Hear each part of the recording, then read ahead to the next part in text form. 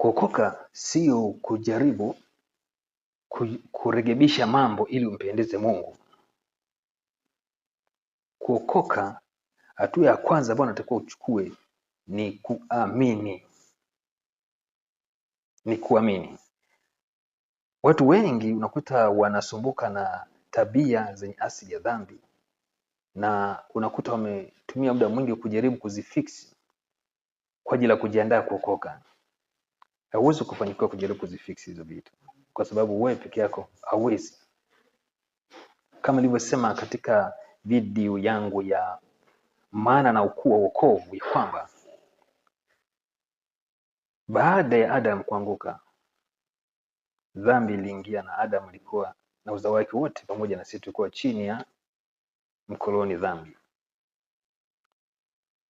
Dhambi ilitutesa mpaka Yesu alipokuja akafa pale msalabani ili kulipa gharama ya dhambi, na akashinda dhambi na akatuweka huru. Lakini kwa nini Yesu alikuja? Ili atoe msaada, atuokoe sisi kutoka katika hali ya hatarishi ile ya dhambi ambayo sisi ilikuwa imetushinda, kuturudisha kwenye asili yetu ya uungu.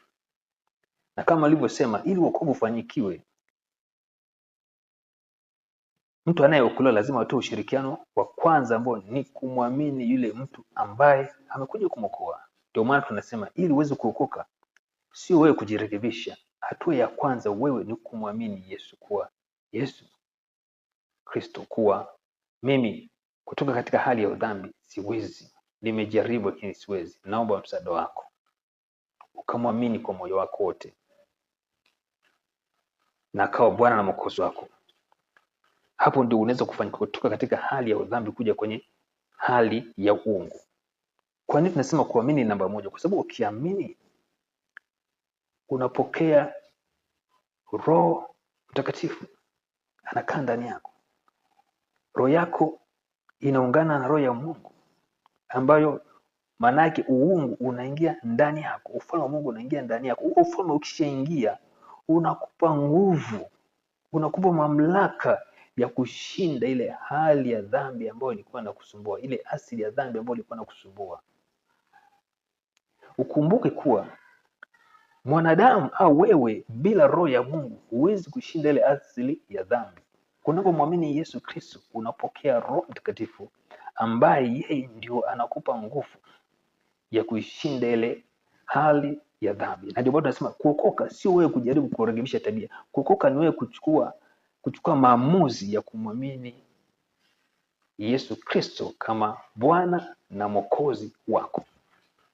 Ukishamwamini, yeye ndio anakupa uwezo wa kushinda vishawishi, kushinda majaribu, kushinda zile tabia au mambo yote yenye asili ya ya dhambi, kwa sababu atakubadilisha, utarudi kwenye asili yako ya uungu, ambao sasa ukisharudi kule, hivi vitu vya asili ya giza vinakosa nguvu, kwa unaweza kuvitawala. Kwa hiyo usijaribu kujirekebisha ili uweze kuokoka. Usijaribu kufiksi tabia ili uweze kuokoka, huwezi. Wewe unachotakiwa ni kumwamini Yesu Kristo ndani ya moyo wako, kuwa ninahitaji msaada wa Yesu Kristo, ninahitaji Roho wako Mtakatifu ili niweze kushinda hii hali ya dhambi, nirudi kwenye asili yangu. Kwa hiyo kuokoka ni kumwamini Yesu Kristo. Kuamini kunatangulia, alafu kisha amini unapokea asili ya uungu. Ukishapokea asili ya uungu umeshashinda dhambi. Bila asili ya uungu huwezi kushinda dhambi. Kwa ndio maana unajaribu wewe kushinda dhambi wakati bado upo kwenye asili ya dhambi.